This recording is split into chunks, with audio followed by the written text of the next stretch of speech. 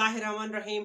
Welcome to my YouTube channel. आज हम evolution of thyroid gland को डिस्कस करने जा रहे हैं। इससे पहले हमने पढ़ा था कि endocrine system of vertebrates other than birds and mammals. ये टॉपिक वही है, ऐसे समझ लें इसका उसका सेकंड पार्ट है।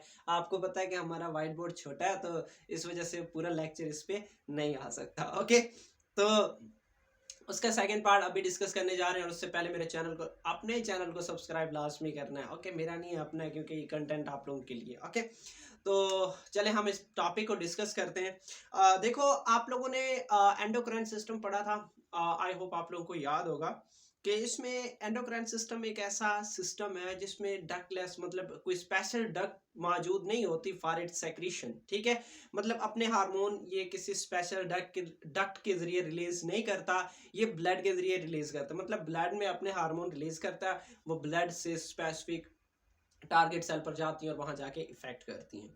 अब बात थायराइड ग्लैंड की है। थायराइड ग्लैंड आपको पता है कि फर्स्ट ऑफ ऑल मैं पहले थोड़ा मैमल की बात कर लूँ, अपनी बात कर लूँ।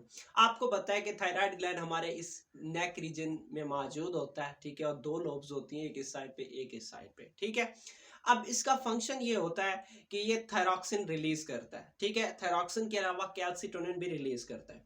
अब थायरॉक्सिन हमारी एक्चुअली बॉडी के मेटाबॉलिज्म ग्रोथ में इन्वॉल्व होती है। ठीक है, और उसके अलावा कैल्सिटोनिन की बात कर लें तो वो किस में इन्वॉल्व होता है कि वो ब्लड में कैल्शियम लेवल को रेगुलेट करता है। मतलब अगर आपके ब्लड में कैल्शियम लेवल हाई है तो उसको क्या करता है, कम करता है, और जो एक्स्ट्रा एक्सेस कैल्शियम है उसको आपके ब्लड में डिपॉजिट करता है। ओके, तो चले हम अपने इस टॉपिक को डिस्कस करते हैं। यहाँ पे बर्ड्स में या दूसरे रेप्टाइल्स या एम्फीबियंस में थायराइड ग्लैंड कैसे होता है। ओके, तो देखो, थायराइड ग्लैंड, अच्छा सबसे पहले हम इसकी एवोल्यूशन की बात करते हैं कि देखो, जो थायराइड ग्लैंड है वो एक्चुअली एक स्पेसिफिक डाइजेस्टिव ऑर्गन से मतलब बना हुआ है, दैट इज कॉल्ड एंडोस्टाइल। ठीक है, एंडोस्टाइल से मतलब बना हुआ है थायराइड ग्लैंड आपका।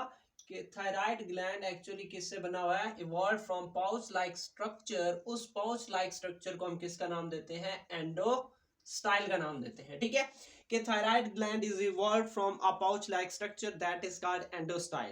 अब उस endostyle का क्या सीन बना फिर बाद में कि that's why thyroid gland is present in neck। इस वजह से हम कहते हैं कि जो thyroid gland है वो किस में मौजूद होता है, neck region में मौजूद होता है। यहां तक ये बात क्लियर। ओके, देखो हुआ ये कि वो जो एंडोस्टाइल है उसका जो कनेक्शन था डाइजेस्टिव सिस्टम के साथ वो आहिस्ता आहिस्ता से कट हो गया, और उस एंडोस्टाइल में चंद मॉडिफिकेशंस आई। उन मॉडिफिकेशंस की बदौलत वो सेक्रेटरी सेल बन गया। ठीक है, उस एंडोस्टाइल को अब हम नाम देते हैं किसका, thyroid gland, after being a secretory cell या सेक्रेटरी ग्लैंड बनने के बाद। ओके, चलें जी।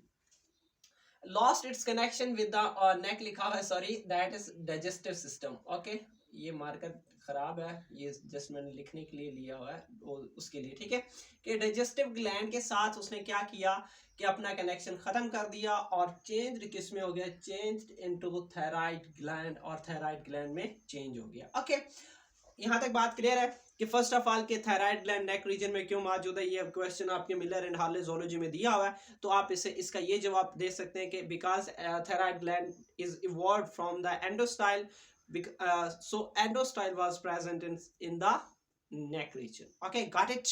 okay, अब इसकी जो शेप है वो वेरी करती है, लेकिन आप यहाँ आपके नेक को मतलब ये कि ऐसे सराउंड करती है, कुछ ऐसा समझ लें, ये भाई आपका नेक है, इस नेक को कुछ यूं सराउंड करती है आपका थायराइड ग्लैंड। ओके, तो अब इसके लोब्स की बात कर ले, शेप एंड लोब्स की बात कर ले। ठीक है, तो शेप तो वेरी करती है, मतलब ये कि डिफरेंट स्पीशीज में इसका शेप डिफरेंट होता है, और लोब के हवाले से दो हिस्सों में डिवाइड किया जाता है। एक होता है सिंगल लोब, आई होप ये आप लोगों को नजर आ रहा होगा, कुछ होते हैं सिंगल स्ट्रक्चर लोब। ठीक है, अब ये फिशेस में, मैमल्स में, कुछ मैमल्स हैं जिनमें ये पाया जाता है, लेकिन आप अपनी बात कर लो तो आप में कितने बाई लोब होती है। ठीक है, तो मैनी लोब मौजूद होती है डिफरेंट में, मतलब ये कि मे बी मैनी स्ट्रक्चर्स। ठीक है, आप इसमें डॉग्स की बात कर लें, ठीक है, एक मिनट, डॉग्स की बात कर लें, और उसके अलावा कैट्स की बात कर लें। ठीक है, आप ह्यूमन की बात कर लें, इनमें क्या होता है, ये बाइलोब होता है। ओके, क्या होता है, ये बाइलोब होता है। ओके, मैं मार्कर चेंज कर लूं, एक मिनट। ठीक है, अब इसमें क्या होता है कि अगर इसके हार्मोन की बात करें कि थायराइड ग्लैंड कौन कौन से हार्मोन रिलीज करता है, ठीक है, तो इसमें जो फर्स्ट मेजर हार्मोन है दैट इज थायरॉक्सिन, ठीक है, कि ये जो फर्स्ट हार्मोन रिलीज करता है उसका नाम थायरॉक्सिन है, इसको हम T4 कहते हैं। और थर्ड है सेकंड है ट्राई आयोडो थायरोनिन, इसको हम कहते हैं T3। अब यहाँ पे आपको एक बात बता दूं कि जिसमें 4 आयोडीन मौजूद होते हैं वो थायरॉक्सिन होता है T4, और जिसमें सिंगल मतलब 3 आयोडीन होते हैं that is called T3। Okay, अब इसका फंक्शन क्या है? मेजर फंक्शन इसका है कि ये मेटाबॉलिज्म करवाता है। क्या करवाता है? कि मेटाबॉलिज्म। अब आपको पता है मेटाबॉलिज्म क्या है कि लार्जर मॉलिक्यूल्स का ब्रेक डाउन होना स्मॉलर मॉलिक्यूल में, या आप ऐसे भी कह सकते हैं कि all the chemical reaction occurring in a living organism is collectively called as metabolism. हमारी बॉडी के अंदर जितने भी केमिकल रिएक्शंस हो रहे हैं जिनके नतीजे में लार्जर मॉलिक्यूल स्मॉलर मॉलिक्यूल में टूट रहे हैं, तो इस चीज को हम मेटाबॉलिज्म कहते हैं। ये आप लोगों ने, अगर मैं बात करूं तो चैप्टर 6 9th में आप लोगों ने पढ़ा था। ओके, अब उसके अलावा ये मेटाबॉलिज्म हमारी मतलब ये कि जो थायरॉक्सिन है ये ग्रोथ को भी कंट्रोल करता है, और उसके अलावा टिश्यू डिफरेंशिएशन में भी इन्वॉल्व होता है कि ये टिश्यू है फ्यूचर में जाके इसने ये चीज बनाना है, इस चीज में भी कौन इन्वॉल्व होता है? आपका थायरॉक्सिन इन्वॉल्व होता है। Okay, some hormones regulate the different functions in different organism. अब कुछ हार्मोन ऐसे होते हैं कि वो डिफरेंट फंक्शंस को रेगुलेट करते हैं, ठीक है, डिफरेंट फंक्शंस, ठीक है, रेगुलेट्स डिफरेंट फंक्शन आता है भाई, सॉरी, ठीक है, different functions in different organism, ठीक है, डिफरेंट ऑर्गेनिज्म के अंदर इनका फंक्शन क्या होता है? डिफरेंट होता है। फॉर एग्जांपल, ठीक है, यही जो T3 या T4 मतलब ये जो थायरॉक्सिन है ये किसको कंट्रोल करता है? मेटामॉर्फोसिस को कंट्रोल करता है इन फ्रॉग्स, ठीक है, फ्रॉग्स के अंदर एक्चुअली ये किसको कंट्रोल कर रहा होता है? मेटामॉर्फोसिस को कंट्रोल कर रहा होता है। अब मेटामॉर्फोसिस क्या है कि देखो भाई, एक लार्वा जो बना है टेडपोल लार्वा, अब वो ऐसा ऐसा से चेंज होता है, उसकी जो मॉर्फोलॉजिकल स्ट्रक्चर है वो चेंज होती है किस में? एडल्ट में, ठीक है।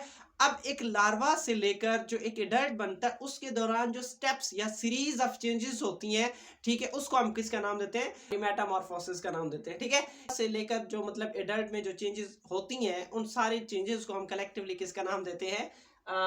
मेटामॉर्फोसिस का नाम देते हैं। ओके, अब देखो इस मेटामॉर्फोसिस फ्रॉग में कैसे होती है, मुझे शायद लग रहा है कि ये उस स्लाइड की वजह से आपको ये हाइडिंग प्रॉपर्ली नजर ना आ रही हो, ठीक है, मेटामॉर्फोसिस इन फ्रॉग, ठीक है। अब इसमें कुछ चीजें आप लोगों को याद में, जहन में रखनी है। फॉर एग्जांपल, आपके पास जो प्रोलैक्टिन है दैट इज इन मतलब सॉरी, कि जो ये थेरोनिन या थेरोक्सिन है ये किस कंसंट्रेशन में मौजूद है? लो कंसंट्रेशन में। और प्रोलैक्टिन की कंसंट्रेशन क्या है? हाई है, ठीक है। ऐसा समझ लें कि ये आप दूसरे हार्मोन के साथ मिलकर फंक्शन परफॉर्म कर रहा है, ठीक है। क्या कि ये जो आप मतलब ये जो थेरोनिन है, ट्राई आयोडोथेरोनिन और थेरोक्सिन है, जब ये दूसरे हार्मोन के साथ मिलकर काम करता है तो इसके डिफरेंट फंक्शंस होते हैं, ठीक है। कि फॉर एग्जांपल, अब ये थेरोक्सिन या थेरोनिन ट्राई आयोडोथेरोनिन की कंसंट्रेशन लो है, प्रोलैक्टिन की कंसंट्रेशन हाई है, तो ये किसको स्टिमुलेट कर रहा है? स्टिमुलेट द लार्वल ग्रोथ, ठीक है, लार्वा की ग्रोथ को स्टिमुलेट कर रहा है, और उस दौरान उसकी मेटामॉर्फोसिस को रोकता है। क्या करता है? रोकता है उसकी मेटामॉर्फोसिस को। क्यों? ताकि वो जो लार्वा थोड़ा ग्रो अप करे, ग्रो हो जाए, ठीक है। अब जैसे ही उसकी ग्रोथ होगी तो उसकी ग्रोथ के साथ साथ, ठीक है, उसकी ग्रोथ के साथ साथ उनकी जो हाइपोथैलेमस है और उनकी जो पिट्यूटरी ग्लैंड है वो भी ग्रो कर जाते हैं। क्या? उनके हाइपोथैलेमस और पिट्यूटरी ग्लैंड भी ग्रो कर जाते हैं, वो भी मतलब ये कि डेवलप हो जाते हैं। तो जैसे डेवलप होते हैं तो इसके इनके साथ साथ इनमें थायराइड स्टिमुलेटिंग हार्मोन की कंसंट्रेशन भी बढ़ेगी और ये प्रोलैक्टिन इनहिबिटिंग हार्मोन की कंसंट्रेशन भी बढ़ेगी, ठीक है। अब देखो, जैसे ग्रोथ हो रही है हर ऑर्गन स्ट्रक्चरली क्या होगा? मॉडिफाइड होगा, उसमें डेवलपमेंट होगी, तो उनका हाइपोथैलेमस डेवलप हो जाएगा प्रॉपर्ली, और उसके अलावा उनकी जो पिट्यूटरी ग्लैंड है वो भी डेवलप हो जाएगी। अब जैसे जैसे उनकी डेवलपमेंट होगी तो वो hypothalamus thyroid stimulating hormone release करेगा, और उसके अलावा जो ना ये प्रोलैक्टिन इनहिबिटिंग हार्मोन भी रिलीज करेगा। तो अब इससे क्या होगा कि ये जो प्रोलैक्टिन इनहिबिटिंग हार्मोन है, इससे क्या होता है कि जो प्रोलैक्टिन की कंसंट्रेशन है वो डिक्रीज हो जाती है, ठीक है। अगर प्रोलैक्टिन की कंसंट्रेशन डिक्रीज हो रही है तो लार्वा की ग्रोथ क्या होगी? रुक जाएगी। इस वजह say that causes decrease in larval growth, ठीक है, कि इससे लार्वल की जो ग्रोथ है लार्वा की वो कम हो जाती है और फिर मेटामॉर्फोसिस क्या होता है? ज्यादा हो जाता है, ठीक है। तो अपोजिट हो गया भाई, वहां पे क्या था, उसकी कंसेंट मतलब ये कि लो थेरोनिन था, लो थेरोक्सिन था, प्रोलैक्टिन हाई था, तो लार्वल ग्रोथ हो रही थी। अब यहाँ पे उल्टा हो गया कि थोरैक्सिन की कंसेंट्रेशन ज्यादा हो जाएगी तो लार्वा की ग्रोथ डिक्रीज हो जाएगी और मेटामॉर्फोसिस क्या हो जाएगी, ज्यादा हो जाएगी। ये दोनों अपोजिट वर्क कर रहे हैं। ओके, अब उसके बाद जा फिशेस में क्या मतलब इनका रोल है, ठीक है, जा फिशेस और टेट्रापोड्स में। अच्छा मैं आप लोगों को बता दूं, कल लास्ट वाले लेक्चर में मैंने एक फिश का यहाँ डायग्राम बनाया था, और उस डायग्राम के साथ मतलब ये कि उसके मैंने एक ये अल्टीमो ब्रेंकियल जो ग्लैंड्स है वो मैंने बनाए नहीं थे, लेकिन उस मिलर एंड हार्ले ज़ूलॉजी की बुक में वो दिए हुए थे। मैं इस चीज को मेंशन करूंगा, ठीक है, इसकी इमेज आपको दिखा दूंगा साथ में, ठीक है।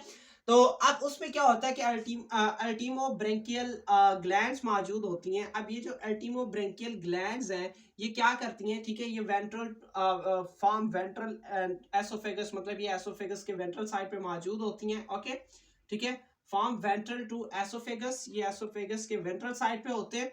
और इनका काम क्या है कि ये क्या रिलीज करती हैं, कैल्सिटोनिन रिलीज करती हैं। क्या रिलीज करती हैं, कैल्सिटोनिन रिलीज करती हैं। और उसका फंक्शन क्या है कि ये किसको रेगुलेट करता है, रेगुलेट कैल्शियम लेवल। अच्छा लास्ट वाले मतलब इस लेक्चर के शुरू में मैंने बताया था कि जो थायराइड ग्लैंड है वो क्या करता है कि भाई वो दो हार्मोन प्रोड्यूस करता है, एक थायरॉक्सिन और दूसरा कैल्सिटोनिन। लेकिन यहाँ पे कैल्सिटोनिन कौन रिलीज करता है, अल्टीमो ब्रेंकियल ग्लैंड रिलीज कर रहा है। ओके, अब इसमें क्या होता है कि ये जो अल्टीमो ब्रेंकियल ग्लैंड है वो कैल्सिटोनिन रिलीज कर रहा है, और ये इससे कैल्शियम की जो लेवल है इन ब्लड वो क्या होती है, रेगुलेट हो रही है। और ये चीज मैंने आप लोगों को पहले बता दी कि अगर वो हाई है तो कम हो जाता है, ठीक है। अब नेक्स्ट है क्रोमोफिन्स। क्रोमोफिन्स एक्चुअली ये एड्रिनल ग्लैंड, ऐसे इन टिश्यूज को हम एड्रिनल ग्लैंड का भी नाम देते हैं, ठीक है। क्रोमोफिन टिश्यूज को किसका नाम देते हैं, एड्रिनल ग्लैंड का नाम देते हैं, ठीक है। अब ये एड्रिनल ग्लैंड एक्चुअली किस टाइम रिलीज होती है, मतलब ये सेक्रेशन रिलीज करती है ड्यूरिंग मतलब इमरजेंसी सिचुएशन में। और इनके हार्मोन्स को हम किसका नाम देते हैं, इमरजेंसी हार्मोन्स। अब आई होप आप लोगों को याद आ रहा होगा कि हम किसकी बात करते हैं। इमरजेंसी हार्मोन हमारे कौन से होते हैं, एपीनेफ्रिन, ठीक है। और इसके अपोजिट कौन वर्क करता है, नॉर एपीनेफ्रिन, ठीक है, एंटागोनिस्टिकली वर्क करते हैं। तो इमरजेंसी सिचुएशन के अंदर क्या होता है कि आपके प्यूपल डायलेट हो जाते हैं, आपकी हार्ट बीट इंक्रीज हो जाती है, आपकी डाइजेशन स्टॉप हो जाती है, इवन ये कि आपकी ब्रीथिंग रेट इंक्रीज हो जाती है, आपका मतलब ब्लड जो वैसो कंस्ट्रक्शन है वो हो जाती है। तो ये सारे के सारे काम कौन कर रहा है, आपका ये एपिनेफ्रिन कर रहा है, ठीक है। अब इसके अपोजिट जो वर्क करेगा वो कौन वर्क करेगा, नॉर एपिनेफ्रिन। ओके, तो यहाँ पे मैं आप लोगों को बता दूं कि ये सारे जो वैसो कंस्ट्रक्शन है, ठीक है, वैसो कंस्ट्रक्शन का मतलब ये कि आपके जो आर्टरीज हैं वो डायरेक्टेड टुवर्ड इनसाइड हो जाती हैं, ठीक है, उनका कंस्ट्रक्शन हो जाती है, जिसकी बेस पे उनके अंदर जो ब्लड की स्पीड है, ये जो ब्लड प्रेशर है वो क्या हो जाता है, इंक्रीज हो जाता है, और इससे हार्ट रेट भी चेंजेस होते हैं, और इवन ये कि ब्लड ग्लूकोज लेवल भी चेंज होता है, ठीक है। ये सारे के सारे फंक्शंस कौन कंट्रोल कर रहे हैं, ये इमरजेंसी हार्मोन्स कंट्रोल कर रहे हैं। ओके, तो ये था हमारा आज का लेक्चर, ठीक है। इससे रिलेटेड कोई भी क्वेश्चन हो तो कमेंट सेक्शन में यार कमेंट करो, और चैनल को सपोर्ट फिर भी कह रहा हूँ कि लास्ट में करो, ये आपका चैनल है। ओके,